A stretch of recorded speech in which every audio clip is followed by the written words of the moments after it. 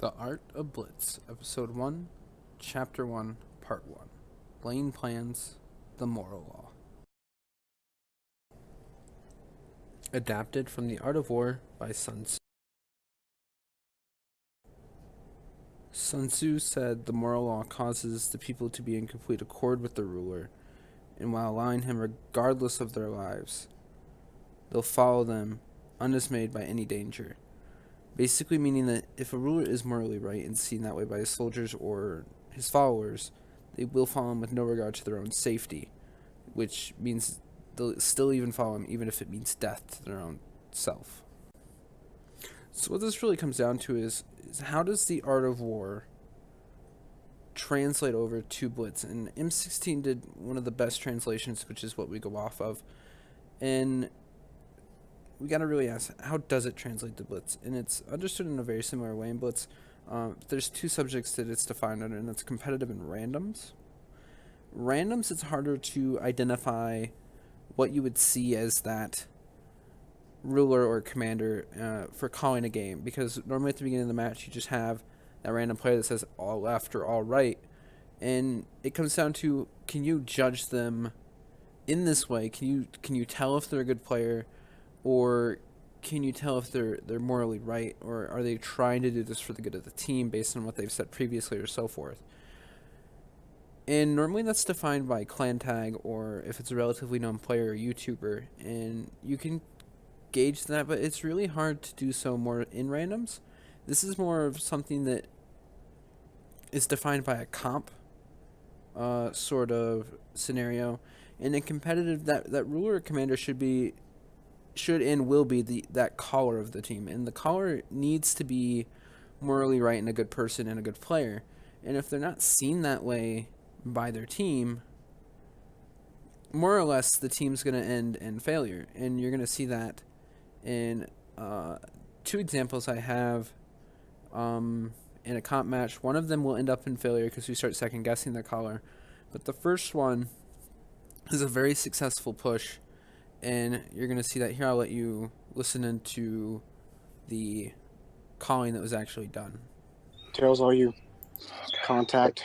Push straight through, straight Go, through, straight go, through. go, go. IS4, IS4, IS4, No, IS4, Push, everyone. push, yep. Just bounce them all. Stuck behind these guys. Let's do this, guys. There's not that many. They're gonna drop. Okay, here we go, here we I go. took the hits. IS4. Everyone IS4, everyone IS4, everyone IS4. Oh, shit. Spirals, where the hell? IS4. Shit. The IS7 spotted. Hey, everyone Moz, John, everyone Moz. Moz, go, Moz, go. Hey, let's go. Come on, everyone right here. One cap C. Last person in C, cap C, everyone else move. Guys, they're a tank down. Let's push B. Take the hit. Tank boo, just keep coming. I say let's push B, guys. Everyone B right now. Everyone B right now. Chasey, E5. Okay, everyone else B, E5. Okay, yeah, I got you. We can clip him out. Yeah, we can.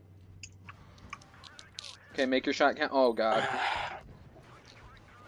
Tails, we might need your shot over here. No, we won't. Ooh. Oh, GG. Boy! Hey, Battle Harden, yeah, Battle Harden. Damn. So now that you got a chance to actually grab some of a grasp of what a caller does and why it's important if someone listens, because in those situations, if somebody didn't listen to the caller that was made, it could have drastically went really wrong. If someone stopped, that means you're down a tank. You just have to have faith and always follow that call to the T, because if you don't, it could mean the difference between winning and losing, and you can't really second guess that caller in the situation. Maybe after the game you can look back on it and question it, but during the game you need to have the utmost respect and be able to trust that person that's making the decisions for your team. And so it really comes down to, how do you choose your caller? And this is more for a comp match, because you can't really choose your caller in a random game. More or less you just follow the first person that talks. But in a comp match, when it comes down to picking the caller that you use in your matches, they need to be someone that's not only really good at the game, but they have to have insane knowledge of a map, be able to multitask, be very aware of what's going on around them, and still be able to play themselves. And that's a very unique tool in someone's toolbox that they get. And it can be learned. More or less it's instinctive, though, and It can be taught though, so keep that in mind. So you're looking at someone with a really high level knowledge of the game, really good map situational awareness, knowledge of the players themselves on the team, because if you don't know your players, you can't call for those players. And that's where you get your respect. If you know your players very well and you call well for them and you don't put them in situations where they feel very uncomfortable without them willing to go into something like that, it can cause a lot of distrust. And I think that's the biggest thing you need to consider when picking your caller. And I mean, this is a very short introduction episode. It is only covering one of the 5 things. Tomorrow we'll have another episode, so stay tuned for that. If you did enjoy this style of episode, please let me know, and I will definitely continue to do more.